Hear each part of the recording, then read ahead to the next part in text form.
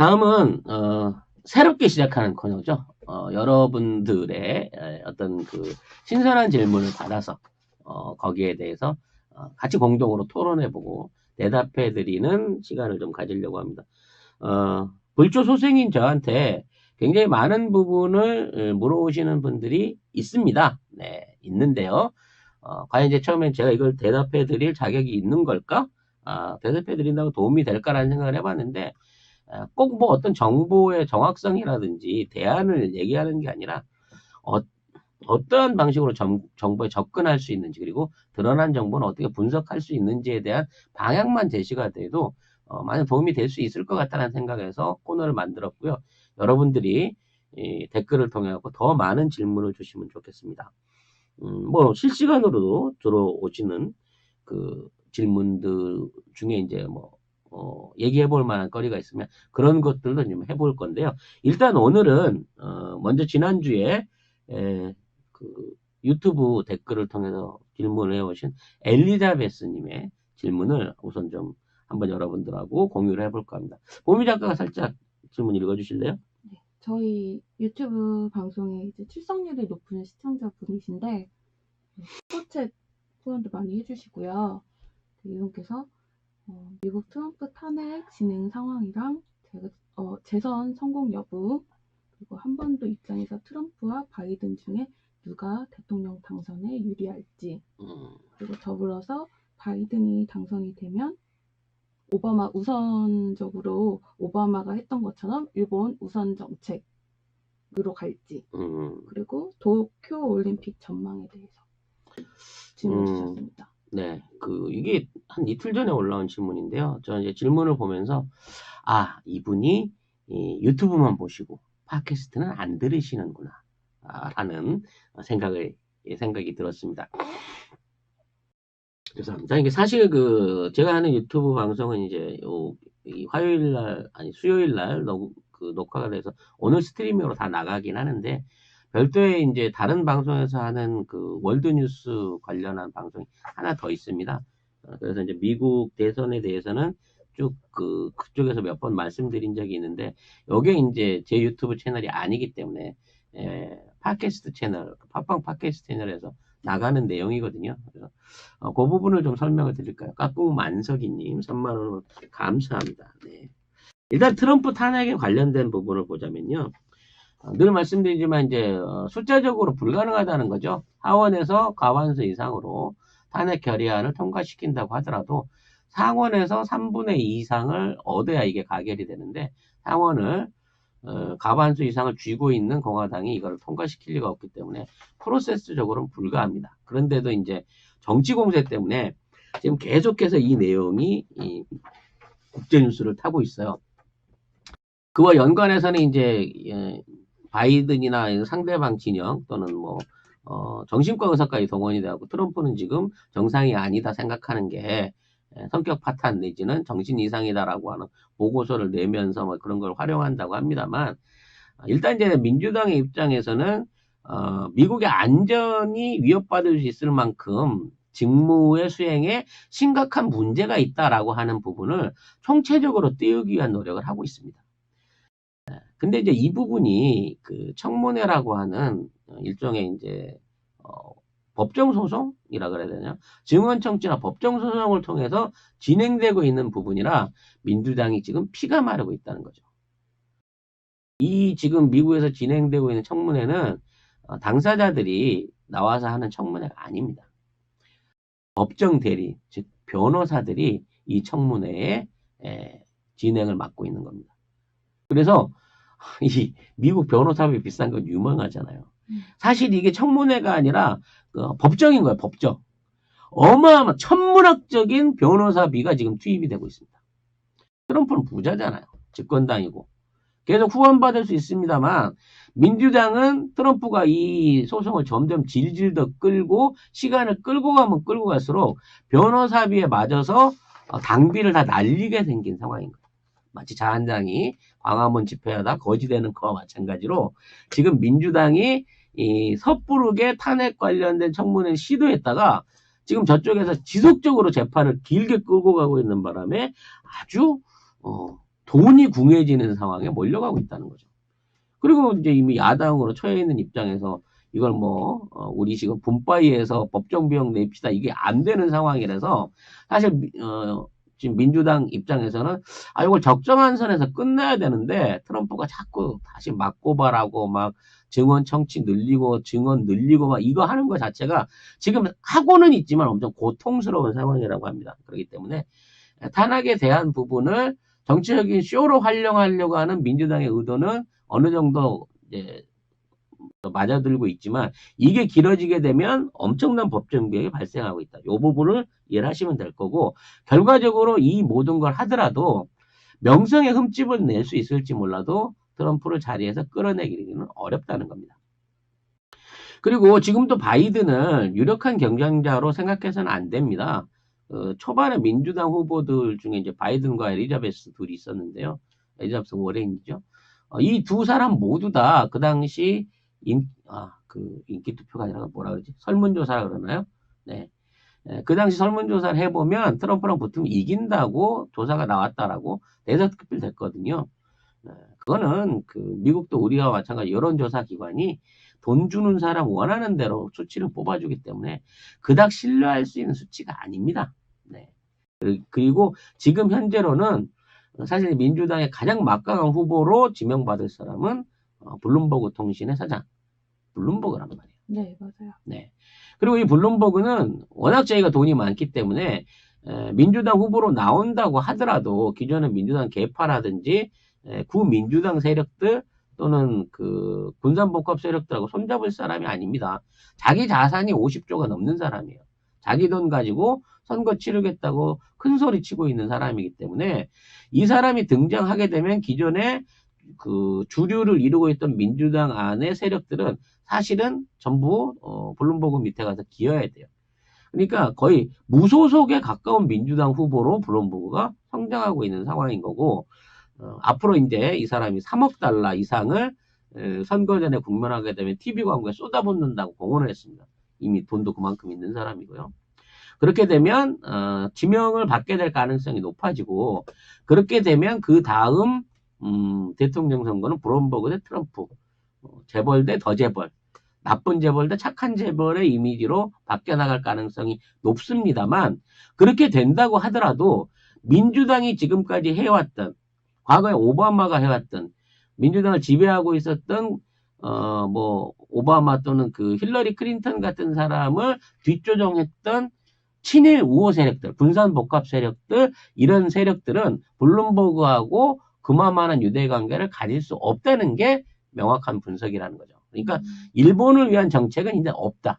블룸버그가 되든 트럼프가 되든 그런 의미에서 우리는 누가 돼도 상관은 없다라는 생각을 해봅니다. 근데 가장 좋은 시나리오는 대선 전에 비핵화에서 어느 정도의 어떤 결말, 매조지를 지어주고 트럼프가 되든 블룸버그가 되든 그 정책을 계승해서 한반도 비핵화 평화 프로세스는 그대로 이어지게 될 수 있게끔 누가 되더라도 외교적인 수단을 발휘할 수 있는 준비가 필요하다. 이게 정답이 아닐까라는 생각을 해봅니다.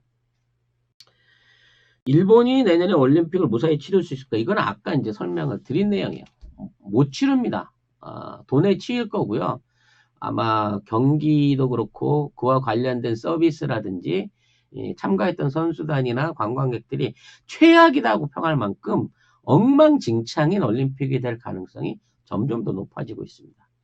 그리고 이제 그를 통해서 일본의 민낯이 드러나게 되고 방사능 오염에 대한 문제가 생길 거고요.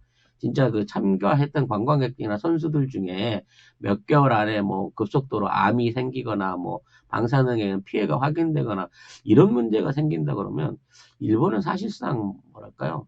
국제적인 삼류 국가로 완전히 전락하게 되는 오히려 자기 일을 홍보해 보려다가 일본의 치부를 드러내게 되는 그런 올림픽이 되지 않을까라는 걱정을 해봅니다.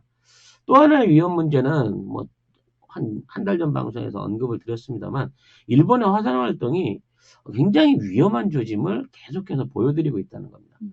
그때 설명했던 거 이후에도 계속해서 위험 조짐이 나타나고 있고요. 가장 두려운 게 이제 후지산의 분화인데 후지산의 분화 내지는 지금 도쿄와 오사카를 잇고 있는 그 단층대에서의 지진 발생 가능성이 내년 상반기 때의 지진 발생 가능성이 높아진다. 정말 진도 7 이상의 지진이 한 번만 발생한다고 하면 올림픽은 포기해야 된다. 그럼 그때 가면 이제 누가 대신 해줄 나라도 없으니까 아예 올림픽 한 회차가 올림픽 역사에서 사라지게 될 수도 있다라는 위험한 전망도 충분히 가능한 상황이라고 보고 싶습니다. 실제적으로 그런 지진이 지금 일어나고 있고 관동 대지진 100년 차 아닌가요? 네. 뭐 그 정도 규모의 대지진이 일어날 거라고 하는데요. 만약 그런 지진이 일어나게 된다고 하면 지금 일본의 어떤 그 옛날하고는 다른 그 사회 안전망 복구 시스템 이런 걸 생각할 때 일본은 돌이킬 수 없는 타격을 입을 가능성이 높다라는 말씀을 드리고 싶네요. 다른 질문 하나 더 말씀을 드려볼게요. 차기 일본의 먹거리는 정말로 카지노 빠찡코 아니면 AV밖에 안 남은 것일까요? 라는 질문이 있었는데 이게 이제 가볍게 던지신 질문일 텐데 굉장히 중대하게 이걸 받아들여야 됩니다.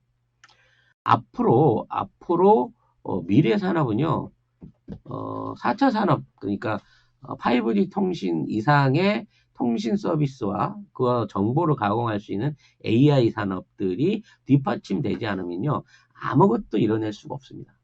단순한 농업이나 제조업도 이제 5G 통신과 AI나 이런 그 통신 장비에 도움이 없으면 농사도 못 짓고 공장도 못 돌리게 되는 시대가 이제 옵니다.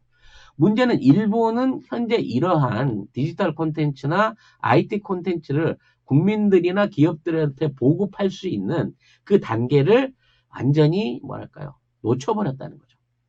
국민들이 스스로 거부하고 있고 기업들이 그런 데에 대한 필요성을 못 느끼고 있고 여기에 대한 망이 만들어지지 않고 있기 때문에 일본은 5G 사회, 앞으로 4차 산업혁명 사회에 가장 기본적인 틀이 안 갖춰져 있는 국가이기 때문에 앞으로 10년, 20년 급속하게 경쟁력이 떨어질 것이고 후발국가인 한국은 물론이고 동남아시아라든지 다른 그 한국과 같이 그 5G를 펼쳐나가게 될 다른 국가들에 비해서도 훨씬 더 많이 떨어지게 되는 산업 경쟁력을 가질 수밖에 없다.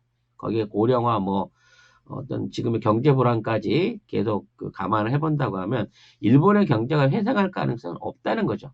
그리고 그나마 남아있는 내수들도 거의 고갈 상태에 와 있는 상황이잖아요. 아무리 보조금을 던져도 소비가 안 일어나고 있는 상황이니까 그나마 지들이 가지고 있는 일본 안에서 최고로 발달되어 있는 도박 내수 시장 350만 명 이상의 중독자와 20조 원 아니 40조 원 이상의 공식적인 매출을 올리고 있는 일본의 도박 시장이 일본의 내수를 다시 살려낼 수 있는 일종의 그 마중물은 될 수 있겠습니다만 이게 외부에서 물이 들어오지 않은 상태, 외자가 유치되지 않은 상태에서 지네들끼리 그 도박 사업을 아무리 흥행을 시킨다고 하더라도 그건 의미가 없다는 겁니다. 라스베가스가 아무리 부자가 되더라도요, 그쪽 주민들끼리만 판을 돌려가지고 노름을 돌리게 되면 망하는 거예요. 해외에 있는 유력한 관광 부자들이나 해외 관광을 오는 사람들이 와서 거기에 와서 돈을 잃어주고 가야만 그게 유지가 되는 게 도박 사업인 거거든요. 근데 방사능에 쪄들고 IT로 불편하고 가면 갈수록 물가는 비싸고 이런 일본에 와갖고 굳이 도박하러 일본을 가야 되겠다라고 해서 일본의 도박 사업이 세계를 제패할 가능성이 있느냐? 저는 없다고 생각합니다. 그래서 일본은 성장 동력이 없는 나라다. 길어봐야 30년 안에 삼류 국가로 전락한다라고 하는 짐 로저스 씨 의견에, 제 의견 아닙니다. 짐 로저스 씨 의견에 적극적으로 동의를 합니다. 마지막 질문이었습니다. 제가 이제 드린 얘기 중에 중국이 기세가 꺾이고 있다, 성장률이 꺾이고 있다라. 그래서 중국에 있는 주식 갖고 계신 분인 것 같은데 손절해야 되나요? 라는 얘기를 하고 계신데요. 물론 이제 그렇게 보게 된다면 경제 성장률이 떨어지니까 중국 주식도 떨어지는 거 아닙니까? 라고 볼 수 있겠습니다만 중국의 주식 시장은 이제 태동 단계입니다. 자본 경제를 유지하기 위해서는 자체적으로 자본이 전체적으로 회전하는 게 필요하거든요. 이러한 자본의 원활한 회전, 그 자금들이 기업을 통해 가지고 산업 발전으로 이어지기 위해서 꼭 필요한 게 주식 시장인 겁니다. 중국의 산업 규모에 비해서 지금의 주식 시장은 너무 형편없는 수준이고 아직 어떤 정비가 안 된 수준이기 때문에 미국 기업이나 유럽 기업들 그리고 일본 기업들을 포함한 그동안의 그 상장 기업들이 누려왔던 전체적인 주가 총액보다 언젠가 중국 시장에 상장돼 있는 중국 국가기업 그 주식 상장 총액이 오히려 그 자금을 앞설 수 있는, 그러니까 세계 주식 시장의 절반이 중국이 될 수 있는 미래는 분명히 언젠가는 온다고 생각합니다. 문제는 그 자금이 누구의 돈이고 누가 거기에 투자하느냐의 문제겠죠. 그래서 장기적인 전망이라고 치면 중국의 주식 투자를 하는 거는 결코 나쁜 선택이 아니라고 봅니다. 그럼 뭐가 문제냐?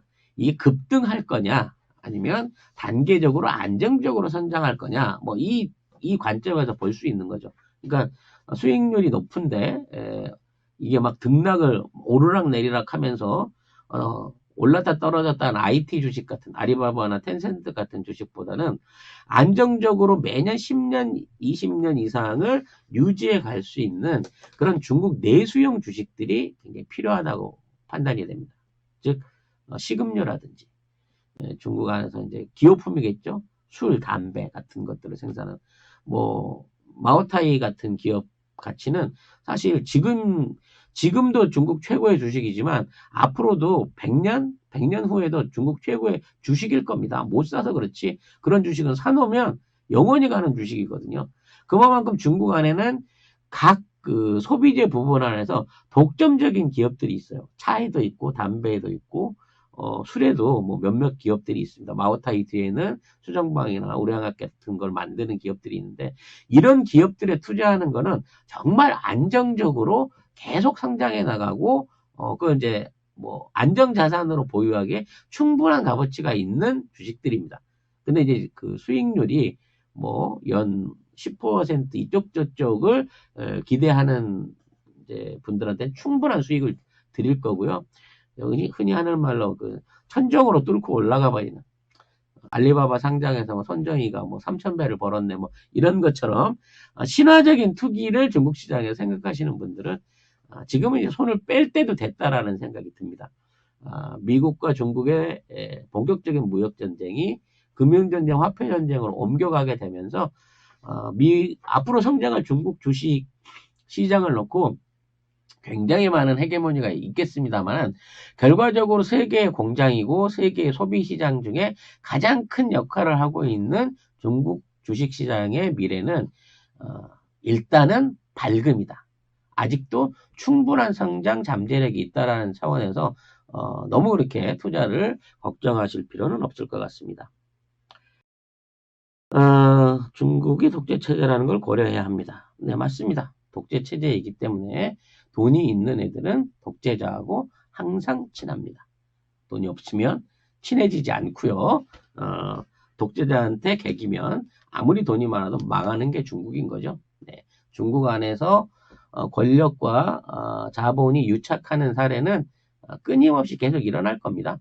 하지만 그 기업 자체에 기업 주는 받을 수 있어도 기업은 그대로 유지하게끔 만들어가는 게 또 중국의 정책이기 때문에 어떠한 형태로든지 중국에 투자하는 중국 주식에 투자를 고려하고 있으시다고 하면 좀 더 그 긍정적인 부분을 관망해 보시라는 말씀을 드리고 싶네요. 물론 제 개인적인 추천이었습니다.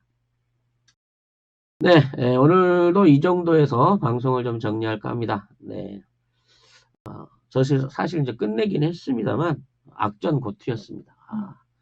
목도 많이 아프고요. 머리도 지금 약간 빙빙 돌고 뭐 그런 상태이긴 합니다만 이 방송을 쉬어버리면 오늘 할 방송들을 다음 주에는 못 할 것 같아서 그럼 또 제가 너무 안타까울 것 같아서 이렇게 방송을 여러분과 함께 진행을 해봤습니다.